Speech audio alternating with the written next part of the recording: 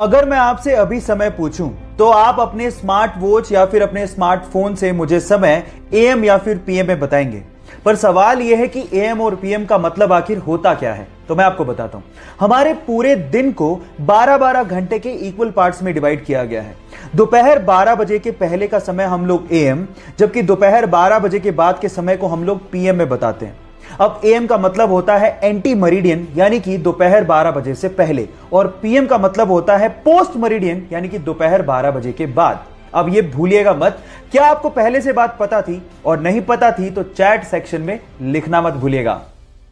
Guys, आप लोगों ने मर्सिडीज कार ब्रांड के बारे में तो सुना होगा, लेकिन उसमें सबसे फैसिनेटिंग चीज है उसका लोगो।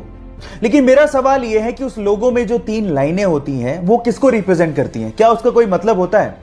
मैं आपको बताता हूं। उस लोगो में वो 3 लाइनें लैंड, वाटर और एयर इसको रिप्रेजेंट करती हैं, मतलब धरती, पानी और हवा। अब जिसने भी ये लोगो डिजाइन किया था उसका मकसद ये था कि इन फ्यूचर ये कंपनी लैंड, वाटर और एयर में दौड़ने वाले प्रोडक्ट बनाएगी और उसमें बादशाहत को हासिल करेगी। है ना ये फैसिनेटिंग? क्या इसके पहले तक ये फैक्ट आपको पता था? और नहीं पता था तो चैट सेक्शन में लिखना मत भूलिएगा। हमारी अर्थ का एकमात्र नेचुरल सैटेलाइट यानी कि प्राकृतिक उपग्रह है चंद्रमा। अब उसके बारे में एक इंटरेस्टिंग फैक्ट बताता हूं। आपका अभी इस वक्त जितना भी भार है उसका सिर्फ 1/6 भार ही आप लोगों को मून पे फील होगा। मतलब मान लो कि आप 60 किलो के हो तो उसका 1/6 यानी कि सिर्फ 10 किलो का भार ही आप लोगों को मून पे फील होगा, यानी कि आप अपने आप को हल्का महसूस करोगे। और यह होता है ग्रेविटेशन की कमी की वजह से। और अगर मान लो आपको अपना भार कम करना है तो जिम जाने की बजाय आप चंद्रमा पे चले जाओ, वो ज्यादा अच्छा है। Just kidding. ये आपको पता था या नहीं पता था? चैट सेक्शन में लिखना मत भूलिएगा। गाइस, ये तो आपको पता ही है कि प्लेन्स बहुत ज्यादा भारी होते हैं।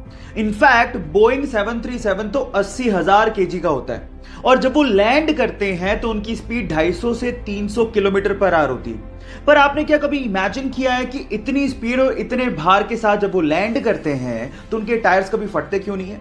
मैं आपको बताता हूं। उनके टायर्स में रबड़ के साथ साथ एल्यूमिनियम और स्टील को भी मिक्स किया जाता है, और नॉर्मल कारों के टायर के अंदर जो प्रेशर से हवा भरी जाती है उससे 6 गुना ज्यादा प्रेशर से एरोप्लेन के टायर में नाइट्रोजन को भरा जाता है ताकि वो प्रेशर को सहन कर सके। क्या आपको इससे पहले तक ये फैक्ट पता था? नहीं पता था तो चैट सेक्शन में लिखना मत भूलिएगा, और हमारे यूट्यूब चैनल को सब्सक्राइब करना मत भूलिएगा। लिंक बायो में गिवन है। गोल्ड यानी कि सोना रईसी की पहचान मानी जाती है, लेकिन सवाल यह है कि अर्थ की क्रस्ट में तो बहुत सारे मेटल मिलते हैं, फिर गोल्ड को ही इतनी तवज्जो क्यों दी जाती है? मैं आपको बताता हूं। गोल्ड एक ऐसा मेटल है जिसपे कभी जंग लगती ही नहीं है। एक्चुअली जब भी कोई मेटल ऑक्सीजन और मॉइस्चर के कांटेक्ट में आता है तो उस पर जंग लगनी शुरू हो जाती है, जैसे कि लोहे का ब्राउन हो जाना, चांदी का काली हो जाना, कॉपर का ग्रीन हो जाना। ये सब कोरोजन यानी कि जंग लगने की वजह से ही होता है। लेकिन गोल्ड एक अनरिएक्टिव मेटल है जो ऑक्सीजन और मॉइस्चर के साथ रिएक्ट करता ही नहीं है। इसीलिए अर्थ की क्रस्ट से जब सोने को निकाला जाता है तो उसे प्रोसेस करने तक की जरूरत नहीं पड़ती, क्योंकि वो प्योर फॉर्म में ही पाया जाता है।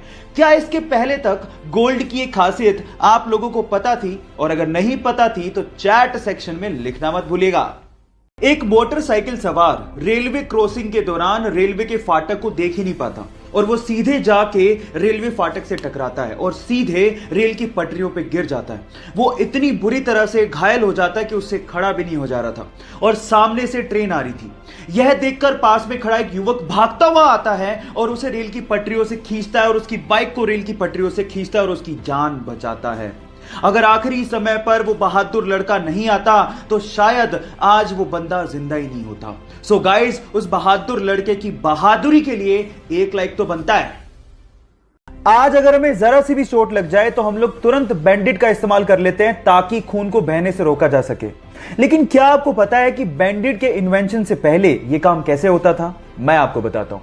पुराने जमाने में खून के थक्के को जमाने के लिए या फिर खून के बहाव को रोकने के लिए मकड़ी के जाले का इस्तेमाल होता था। जी हां गाइस, क्योंकि मकड़ी के जाले में विटामिन के होता है तो वो खून के थक्के को जमाने में मदद करती है।